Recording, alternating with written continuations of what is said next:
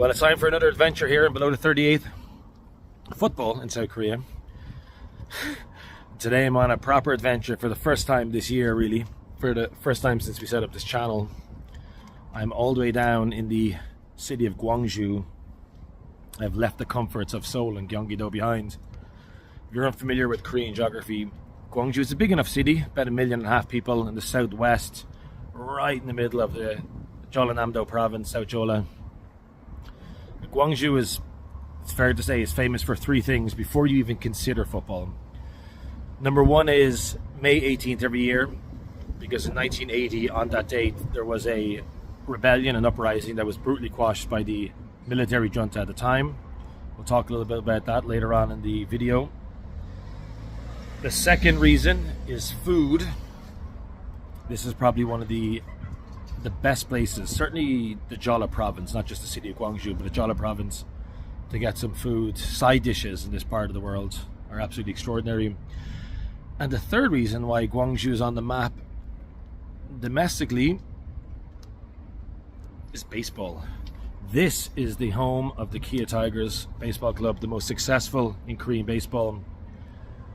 And it's within this environment that football is still trying to elbow its way into significance. So today I'm just going to show you, or on this video I'm going to show you how difficult that is, given where the interest lies in baseball in this city, and also have a look at what a Gwangju FC home game is like, and also what you can do or what you can see here in Gwangju. Might as well just tell you a little bit about me as well, why not? In case you're interested, this is the first city I ever lived in Korea. I came here in 2009 for the first time. It's a long time ago. And today actually represents or marks the 18th straight season I'll have seen the Kia Tigers baseball game. When I came in August 2009, they were a couple of months out from winning the KBO championship after a long drought. The football team in the city was Gwangju Sangmu, which is now Gimcheon Sangmu, owned by the army, like the army club that was based in Gwangju. There was no local interest in the football team, so naturally everybody followed baseball, and that's how I got into the Kia Tigers. And it's probably why I'm not a Gwangju fan, because by the time I left this city, Gwangju FC hadn't even been formed at that point. Now I am here on Saturday, April the 25th. It's a 5 p.m. start between the Tigers and one of their oldest and most dearest rivals, the Busan-based Lotte Giants. They played yesterday on the Friday. Tigers won 4-0. The game is a sellout. Today the game is a sellout. And tomorrow the game is a sellout. And that's why I want to show you this, because I think it is worth remembering that when we have a look at the football game tomorrow. I've no doubt that it's going to look very different to this. So the purpose of this particular segment of the video, I think it's okay to highlight how much bigger baseball is in some parts of the country. And as somebody who loves both sports and doesn't like to see any type of a competition, like I want to see the K-League and the KBO both thriving in this country, there are just some places where there's a huge mismatch. Anyway, when you come out of Gwangju Station and you turn west, you eventually make it to the outfield portion of Gwangju Kia Champions Field. It holds 20,500 people. It's a bit early, the gates are not open yet, but it's a shrine. It's a shrine to baseball in the city. It's a shrine to the most successful baseball club that Korea has to offer. It's an incredible venue. It has to be one of the most beautiful stadiums, irrespective of the sport, in Korea. Love coming here. So this is what the interior of the Kia Tiger Stadium looks like. The sun has gone down. I'm not baking to death anymore. It's gorgeous. As I said at the outset, this must be one of the nicest stadiums in Korea, irrespective of the sport. It's absolutely beautiful here. Now, let's watch Gwangju FC.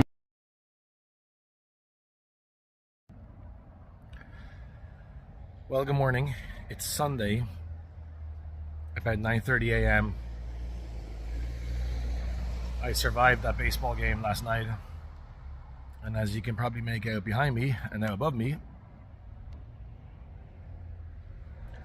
it's another beautiful day in Gwangju. A Perfect day to go watch a game of football. It's supposed to be at 28 degrees today. Game's at 4:30. Baseball game was at 5 yesterday, so by the time the sun goes down, it will cool off dramatically. Perfect, just perfect to watch football.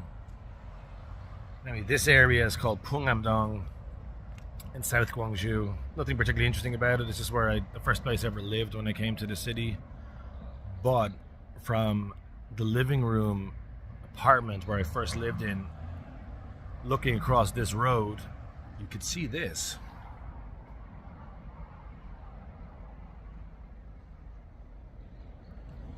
That is the roof of the Gwangju World Cup Stadium.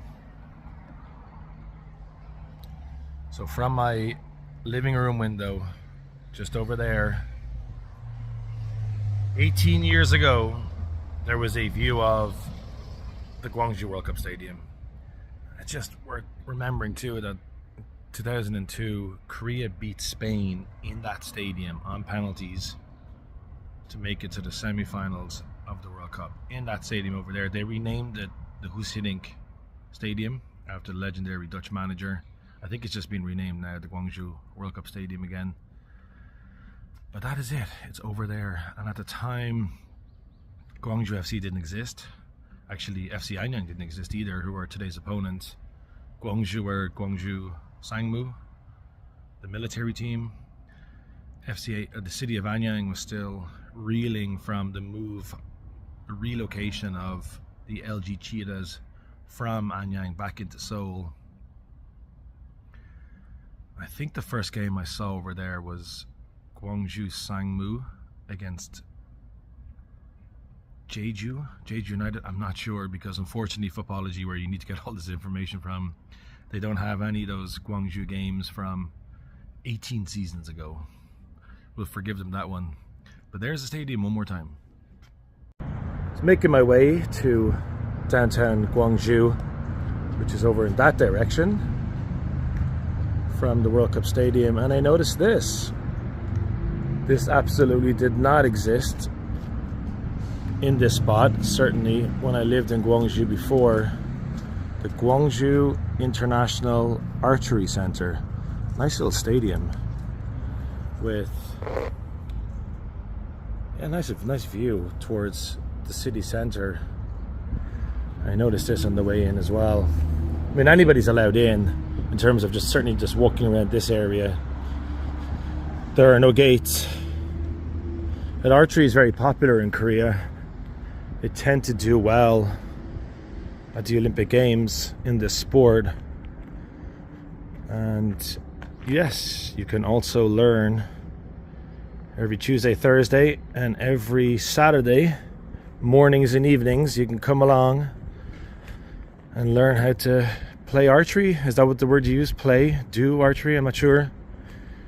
You can come here and practice. It's funny because when the former Manchester United legends, OGFC, were in Suwon last weekend, they went to an archery place at the Suwon Fortress. Darren Gibson mentioned that in the interview we did with him, the mix zone after the game. There it is, the Gwangju International Archery Center, and here it says, Korean viewers will obviously remember this, the Memorial Archery Center for London Olympic Game medalist Kim Bo-bae. Media Center. Get a media pass for there. And this is, I guess, is like the halfway line. This is the middle of the stand at the International Archery Center. And back out onto the street.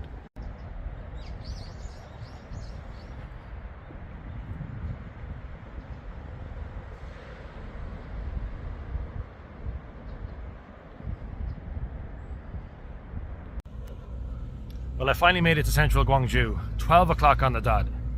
4.5 hours to kick off. 2 hours till the next Kia Tigers baseball game. I won't be going to that one, but that does start at 2 o'clock. In this heat is extraordinary. But I'm standing at a spot of probably the most important place in Gwangju, and one of the most important places in modern Korea. The road behind me, up there behind the clock tower,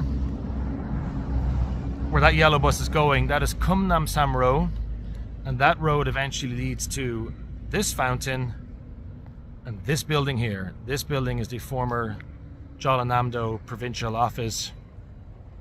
And it was at this spot in May 1980 where the most significant protest took place against the military junta of Chon Do-wan. The previous year, he came to power via a coup d'etat. He tried to implement martial law, and the students at Jeonnam National University, the foothills of the mountains, protested. The army went in, slaughtered a lot of people. Dozens more were severely injured and tortured. And the residents of the city and local militia, they took the side of the students. They picked up arms and street fighting took place. The military was eventually ejected from the city on May 18th, and it stayed that way until May 27th, when they returned under the cover of darkness, bringing to an end the May 18th, 1980 Gwangju uprising. Official estimates at the time suggested 160 people had died. That number, as you can imagine, has been significantly increased. It depends on what source you read, but the numbers vary between 600 and 2,300 deaths. There is a proper memorial, or a significant memorial, in Sangmu, the other side of the city, but this is where a lot of the street fighting took place, and you'll see this building and that waterfall feature in a lot of photographs from the time. Gwangju was obviously a very different place back then. Korea was a very different place back then. We'll have a quick look at the building here, because there are bullet holes on the walls. There's some military equipment, and if you're ever interested in coming here, there is a lot of information in Korean, English, and some other languages too about what happened in May 1980 on the streets of Gwangju, right outside this building here. The past and present of former Jeollanam-do provincial office. Here is May 1980. You can see the fountain in the center, the building, lots of people around it, and a more modern photograph.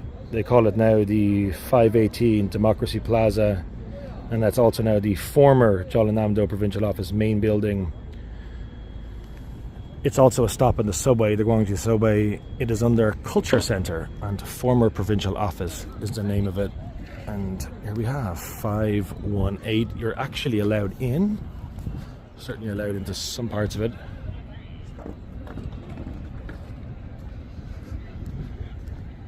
And there, as I said, there is some information around. There's a visitor center down there. There's also a museum for children around that side. It's very nice. Again, like, this has changed so much since my time in the city. It's nice to see that they've done a huge amount of work to not just tidy up the city, but also these are very important places in Korean history, and they deserve to be looked after like this, taken care of like this. It is very, very nice.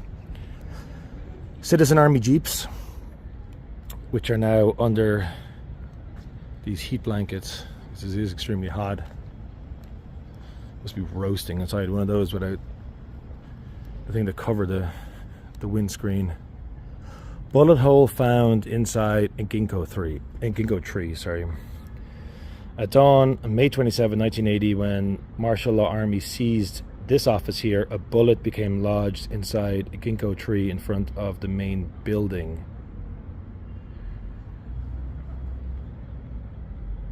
There we go.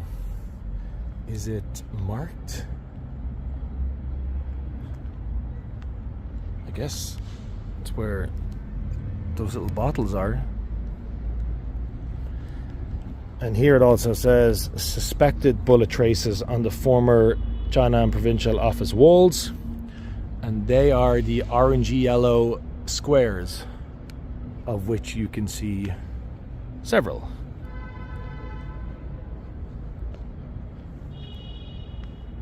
And then finally, the former Jeollanam-do Provincial Office Administration Information Office. Look at this picture here. Look at all of the arms that they had. This is from the 24th of May, 1980. A lot of people there. This building served as a control point for access and an armory during the May 1980 movement. It's also the historic site of citizens' final resistance on May 27th, 1980. Right in the middle of Gwangju. Right in the middle of the city. So there is the main thoroughfare again. Gumnam Samro. This is the provincial office. Bullet holes on the walls. It's definitely worth reading about. I hope you find the time to do so. Now, as I said, it's lunchtime.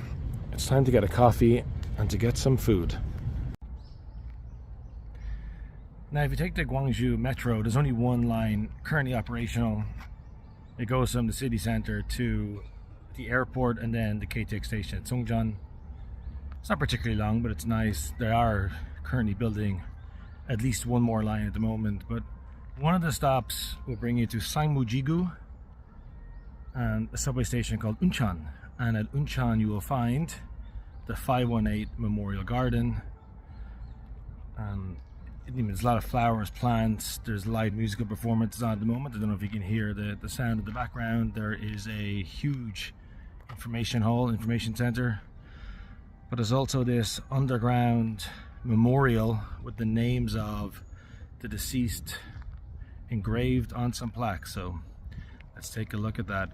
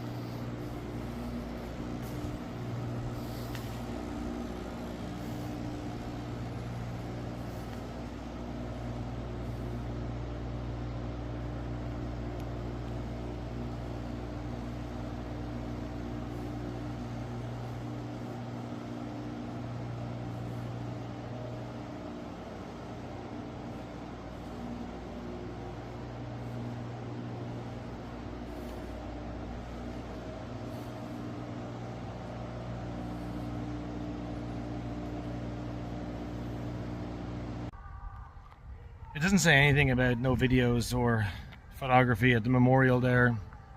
Even still, you always feel a bit strange doing so. Let's take another look at the statue.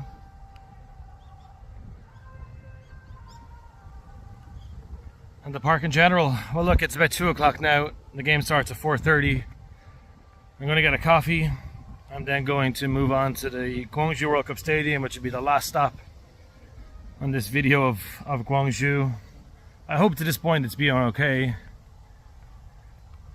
Like, if you are going to visit cities in Korea to watch football, if the opportunity is there to watch baseball, if the opportunity is there to go to the beach, go hiking, go have a look at a memorial center like this, I hope you're able to do so. And this is Gwangju, and this has been the city of Gwangju with its famous baseball team and its incredibly significant memorial garden here in Sangmu. And now it's time to go see Gwangju FC versus FC Anyang. See you there. I think it's about an hour to kick off. There's not a lot of people around yet. Hopefully a lot more people show up as we get closer to kickoff. But I wanted to read this for you. On the big screen, you can see this from the outside of the stadium. It says, Korea created the legend of reaching the semi-finals at the 2002 FIFA World Cup, Korea-Japan, for the first time in Asia. I think what it's trying to say is that in the 2002 World Cup, co-hosted by Korea-Japan, Korea was the first Asian country to make the World Cup semi-finals, or they're saying, I guess they could be saying that this was the first World Cup that was held in Asia and they made the semi-finals for the first time. That's actually, I said, it's on the back of the television. I'll show you now. How am I doing this? There we go. So yeah, anyway, this is the exterior of the stadium. And as I said before, in an earlier segment, it was in this stadium, can you believe it, that Korea beat Korea beat Spain at the 2002 World Cup quarterfinals on penalty kicks. The game ended 0-0 at half after full time and extra time, and Korea went on to knock out the Spanish team on penalty kicks. And that was a stacked Spanish team too. They had Gaisca Mendieta, Fernando Morientes, Raúl, Iker Casillas, Joaquim. It was the same Spanish side which knocked out Ireland in Suwon in the previous round, also on penalty kicks.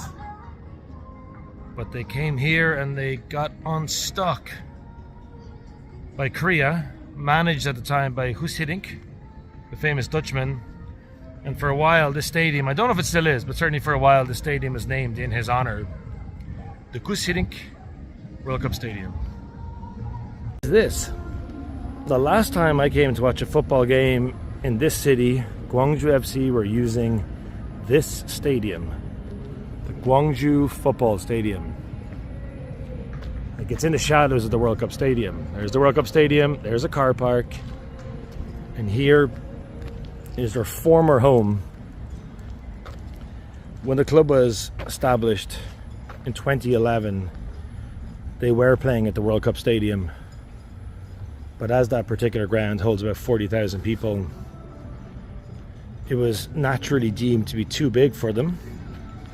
And every World Cup stadium, I think every World Cup stadium, certainly the vast majority of them do, have what's known as the Bojo next door, the auxiliary stadium. The one at the Seoul World Cup Stadium is used by the WK League team, Seoul.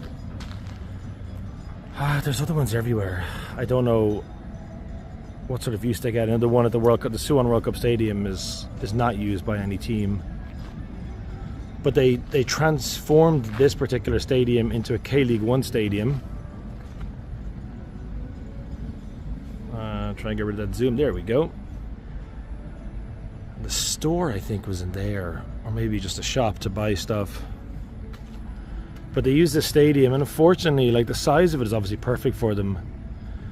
But that terrace, or that stand behind the goal over there, you can see some of the seats missing at the far end and the south corner. There was a danger that that might fall, and for a while that particular stand was closed.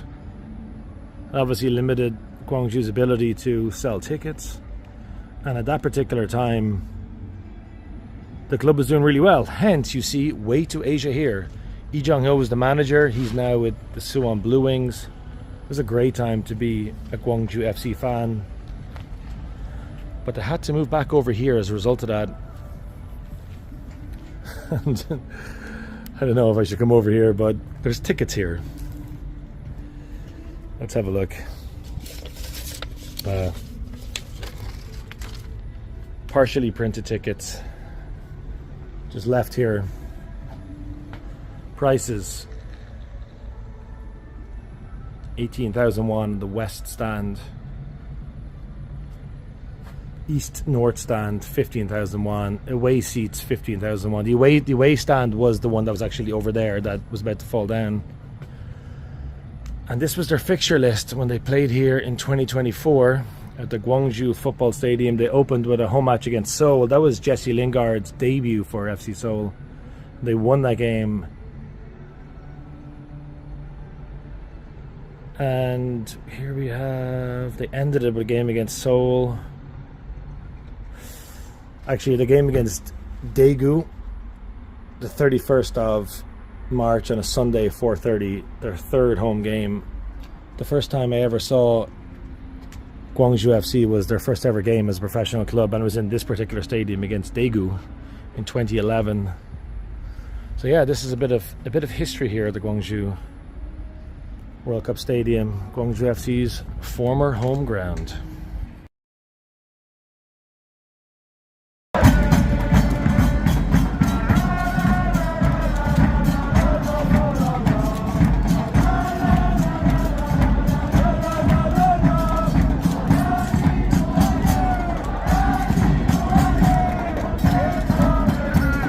This is something you don't see too often.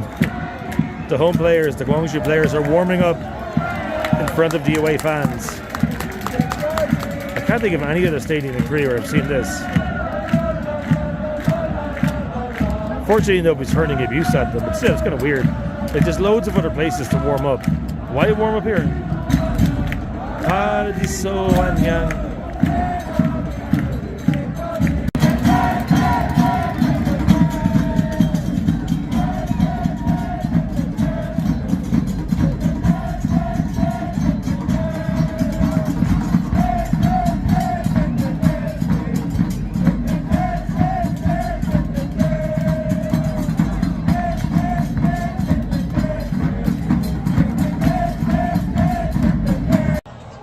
Well, it's halftime here at the I keep saying the Anyang Stadium, at the Gwangju World Cup Stadium.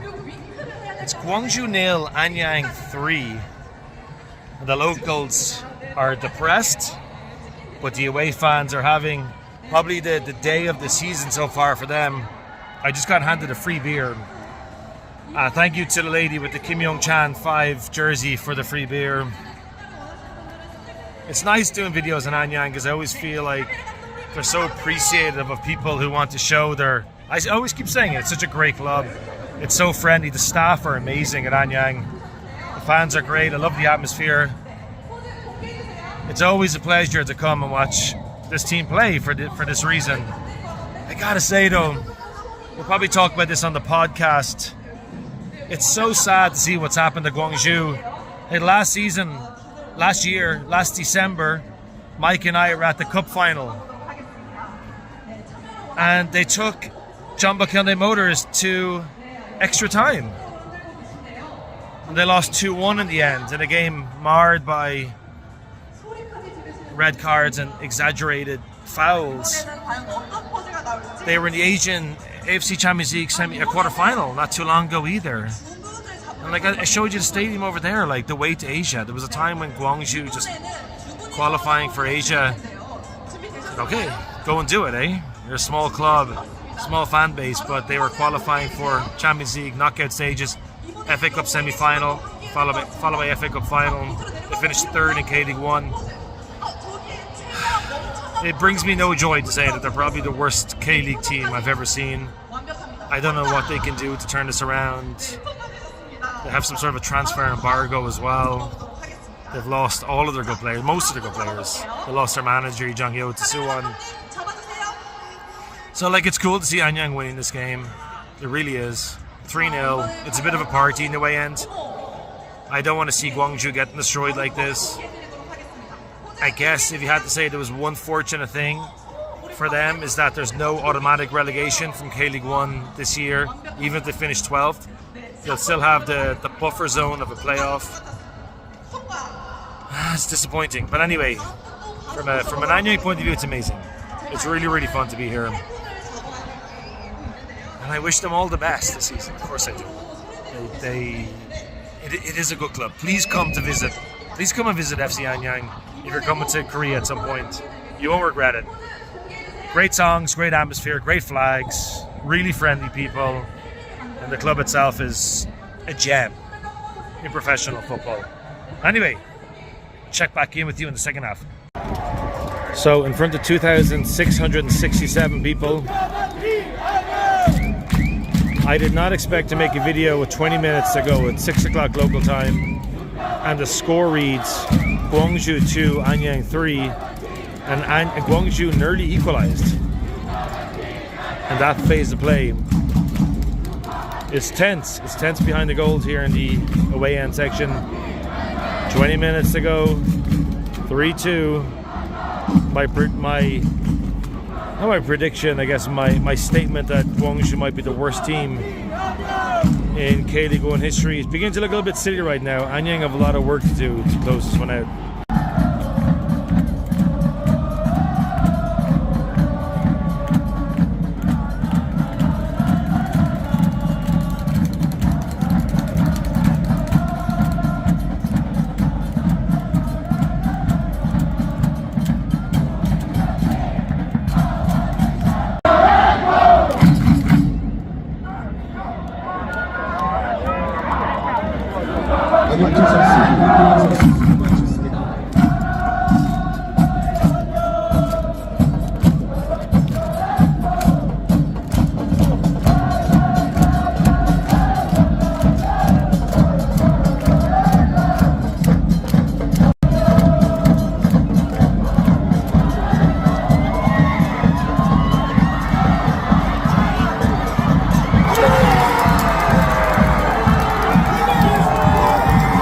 timing was that?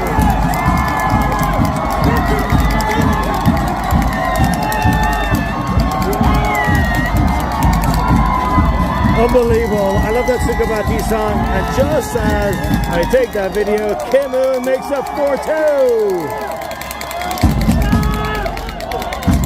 And that is the end of this game. Our time is about to run out. They can enjoy the trip back to Anyang. They got 3 points, 4 goals. And as you know, in K-League, the classification is always goal scored, not goal difference. So scoring more goals is better. It doesn't matter how many you concede. Oh, 5! Whoa! It's 5! Unbelievable. It's definitely a great thing about football in Korea. Here's the Gwangju players coming in front of the Anyang section. They've just lost by 5 goals to 2 at home. But they are getting a big round of applause from the Anyang faithful. I just love to see this stuff, you know? Look at this. This is class.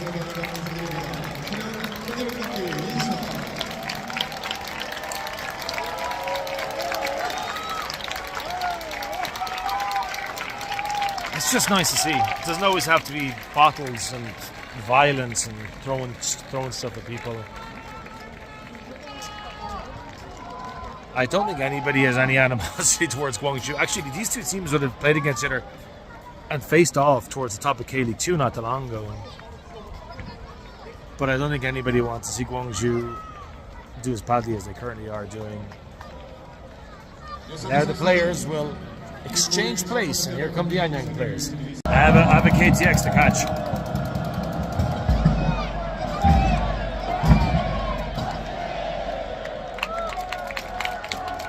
But this is worth it.